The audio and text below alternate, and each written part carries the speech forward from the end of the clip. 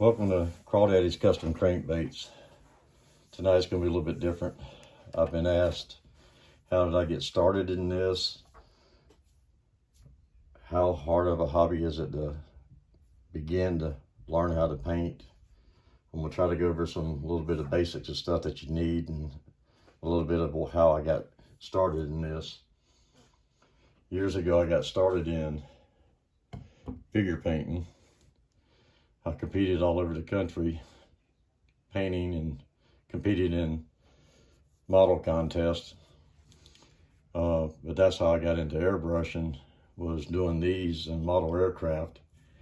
And how I got started in baits was my son taught me into painting some baits for him, and next thing I knew I had Crawdaddy's Custom Crankbaits. But you don't have to run out and break the bank on an airbrush and equipment. This figure here was painted with this airbrush. This airbrush is nothing more than a $21 master airbrush, which is a model G266. And this is set, I got this set on sale for like $32 with 3 needles. It's not how expensive the airbrush is, it's learning how to use the airbrush. Another thing is I use a lot of inks. Inks are easier to spray than paints. You can take this bottle of Cretex or Wicked, and you could take this Wicked. This one might spray this orange, whatever the color it is. This orange may spray great right out of the bottle, which this one here, you know, is a moss green. You may have trouble spraying right out of the bottle. You have to learn your paints, how to thin your paints, and that is trial and error. I mean, I can't sit here and tell you how to do everything because it's trial and error. Before I got to this level, when I first started airbrushing, it was all a learning process. But you can use Wicked, Cretex, you can use just about any kind of paints, automotive paints, inks, anything through this airbrush. And it is, I mean, when you push down, you get your air, but as you pull back on the trigger, you get your paint. So it's all this finger motion of learning the control. If I had any tip to tell you, is get a piece of cardboard, buy you some ink. I think this bottle's like $5 or $6 a bottle, but it lasts forever. Put you some ink in it and play with it. And this is your needle adjustment, where you take your needle in and out if you want to clean it, whatever, or if you have some paint that's not spraying real good, you can kind of pull back on your needle and reset it. And sometimes that works, but most of the time, if you don't get your consistent paint mixture right, then I don't care what you do, you're going to get, you know, if your paint's too thin, you're going to get spider webs where it's going to push your paint. If you get clogging, it's you know, spitting. Most of the time you get your paint too thick. So you have to get each paint, all sprays different. It's like Badger makes an airbrush paint that really sprays really nice to an airbrush, but it's already thinned. You know, you can just get it. They've got multiple different colors, but it's airbrush ready. But even then, sometimes you'll get a bottle that just will not spray right through your airbrush. The finer detail, you're going to have to go to a smaller needle, which is going to cause you more trouble, in my opinion. Some people might argue that point with me, but the smaller the needle, the finer the paint's going to come through. So you can have trouble with your needle, so you might have to go to a larger needle if I'm spraying something that's just not going through a smaller needle. But the finer needle is just more detail work that you can do. I believe what's in this one is a 1.3, I think, or a 1.5. I can't remember. I'd have to look it up. But other than the airbrush, I mean, like I said, it's $21 and you can paint I painted that figure. You can do basic, just shad things. I mean, it's easy. That's an easy bait to learn on. But even that same paintbrush, you can do this bait, which is more detail. You just have to learn your paints and how to paint with it, is what I'm trying to say. Other than that, you're gonna need like some clamps. You can get these off of eBay. When I did my turn wheel thing, my table for drying baits, I think we got 100 of these for like $25. I think it's 100 of them that we got. This is, I bought a sheet. I'm not sure exactly where it's at, but it's just like this sheet here. But all I did is cut me a section out of it and put some tape around it. And I use this a ton for doing all my dots and stuff, you know, my model effect on the side of my crawdaddies or crawfish.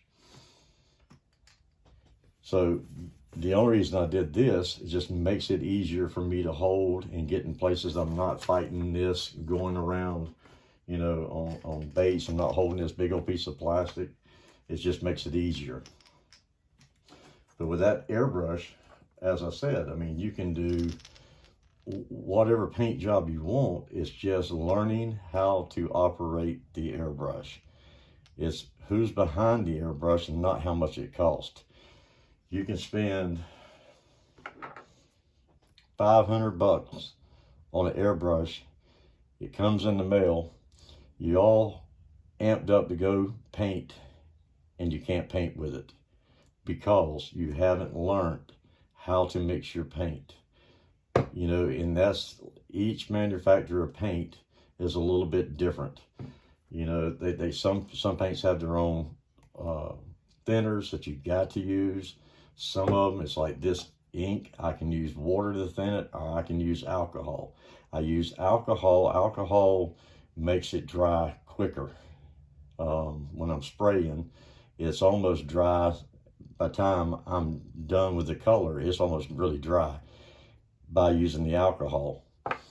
That's why I love inks. They're quick, they're easy, they spray real well through any airbrush, any needle. It doesn't matter. They just spray very well.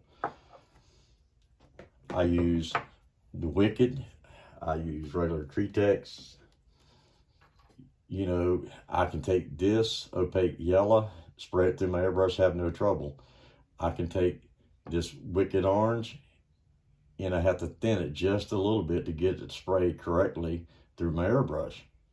So it's just learning the basics of mixing your paints and getting used to what you're doing. Other than that, what you need is say some netting if you want to do some kind of fancy, like I do, you know, on this crawfish. That's what that is a netting that I put over it first before I start. If you want scale effect, there's many different ways you can get scale effects. You can pick up these, I think they're knitting rings is what they call them. And this is, I think, wedding veil. You can get them in different sizes for different baits. All you do is you get your bait ready, you put it over there, you spray your color, take it off, you have scales. Plain, simple, and easy. This is just some little tips and things that you need to get started on, or, you know, to get where you can paint different schemes instead of all one colors. I've made I got a punch and die set from my model days. I just take pieces of plastic from a shad dot, punch a hole in it. I've seen people use a nail, heated nail over fire, or, you know, a heat source, stick it through a piece of plastic, sand it, and they have a shad dot. I've seen people take Q-tips, stick it in the paint, stick it on, you know, just for the shad dot. There's all kind of ways and tricks that you can learn. It's just all what you want to do, how effective you want to be. Q-tips, you'll go through a ton of Q-tips when you're cleaning your airbrush out. I have 3 boxes or 3 containers of Q-tips. You go through a lot of Q-tips. alcohol. I probably got 8 bottles of alcohol down there that I bought and stored up on. Wire, if you dip with KBS, is what I use, is KBS. I'm trying to get to epoxy, but I'm not having good luck with epoxies. Have not quite figured out epoxies yet. There's a lot of guys out there that do some beautiful work and they use epoxies. One of the top epoxies is put out by lurebuild.com from Jimmy. Lure Coat, I've heard great things about it. I cannot get it to work. I don't know what I'm doing wrong. I don't know if it's one of the cleaners that when I clean my airbrush, that's leaving a residue in it. I don't know what it is yet. I stopped using this to try it. You know, I put that aside. I don't clean my airbrush with it anymore to see if that's the case. But really, I mean, it's just trial and error. There's not a whole lot I can sit here and say on how to do something. I mean, I'm going to paint up some basic stuff probably tonight. Just showing you how easy it is to do just plain simple, nice looking baits. I just did a video on this one here. This is probably one of my favorite patterns or favorite things to paint, and it's easy to do. But it's a fish catching bait. But like I said, you know, here's another thing is I just saw it there. I'm going to do a video on this right here. This right here is just silly putty. But once I do the video on it, you'd be like, why didn't I think of that? It's just simple things that you can pick up on. I bought these little egg things off of eBay, I think for $8, and they came like 6 of them. But all it is silly putty. But I'm going to show you in a video here soon what I use it for. But anything that I can help with or whatever, you can find me on Facebook, on my page on, you know, Whitney Thomson or Crawdaddy's, you know, baits. Send me a PM, a message, whatever. I'm more than welcome to help. But like I said a while ago, this is wires you can get from Walmart. I think I paid like $4 for this 50-foot roll that's lasting me months. And all I do is bend it to make my hanger hooks to hang my baits after I dip them. I had a video of clear coating up, and I realized, because I'm new at this, that I was blocking the camera. So I'll redo that video on the basics of clear coating and how I do it here in the near future. But I just want to touch base with a quick video, or trying to explain that you don't have to break the bank to produce some really nice baits. Now, if you want to get into like swim baits, you know, third hands or must, you know, you got to have some of these for the bigger baits. You've got to have some of these stencils to use. And I got this from lurebuild.com. You know, he's got some great stencils. He's got some great blanks. Great guy to deal with. Jimmy goes above and way above to make sure if you order something that you get it pretty quickly. I've had no issues with him. The thing I did get from him is these holders, you know, to hold my baits. You see when I do my videos that I'm using these holders, and they're reasonable cheap. I think they're like $1.69, $1.79. I can't remember exactly what the price is, but it's a must. I made a board that I can stick it in, you know, just board me a hole where I'm not painting. I can just stick it in there and hold it to keep it out of the way. Other things is like toothpicks, little containers. I get these at Dollar General. They're $1, I think, for, I don't know, 25, 30 of them.